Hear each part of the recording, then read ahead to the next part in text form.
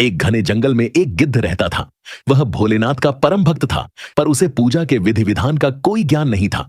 उसका बस एक ही विश्वास था कि भगवान को कुछ न कुछ चढ़ाना चाहिए, जैसा वह दूसरों को करते देखता था। जब भी उसे भोजन मिलता, वह उसका एक हिस्सा अपनी चोंच में लेता और जंगल में बने एक छोटे से शिव मंदिर की मूर्ति पर रख देता।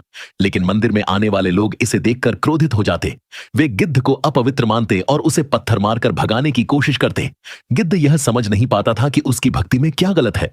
वह मन ही मन भोलेनाथ से कहता, हे महादेव, मैं तो जो पाता हूं उसका पहला हिस्सा आपको समर्पित करता हूं। मेरे पास फूल फल तो है नहीं, मैं वही देता हूं जो मेरे पास है। फिर लोग मुझे क्यों अपवित्र मानते हैं?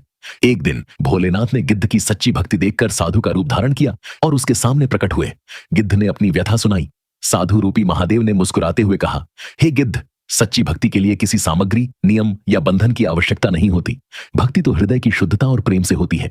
तुम जो कुछ भी चढ़ाते हो वह तुम्हारे प्रेम का प्रतीक है और वह मुझे स्वीकार है। गिद्ध ने आश्चर्य से पूछा, फिर लोग मेरी भक्ति को गलत क्यों कहते हैं?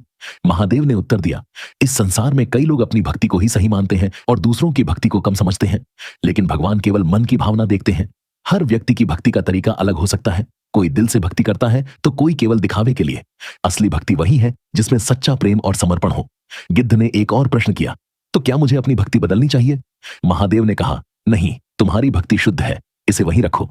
बस इतना समझो कि भक्ति का मोल बाहरी चढ़ावे में नहीं, बल्कि तुम्हारे हृदय की भावना में है। गिद्ध का मन शांत हो गया। उसने उसी तरह अपनी भक्ति जारी रखी और अब वह लोगों की बातों से विचलित नहीं होता था। वह जान गया था कि भोलेनाथ उसके प्रेम को स्वीकार करते हैं, चाहे वह किसी भी रूप में हो। यह कहानी हमें सिखाती है कि सच्ची भक्ति नियमों या सामग्रियों से नहीं, बल्कि हृदय की शुद्धता और प्रेम से होती है। हमें दूसरों की भक्ति का सम्मान करना चाहिए और अपनी भक्ति को सच्चे मन से करना चाहिए।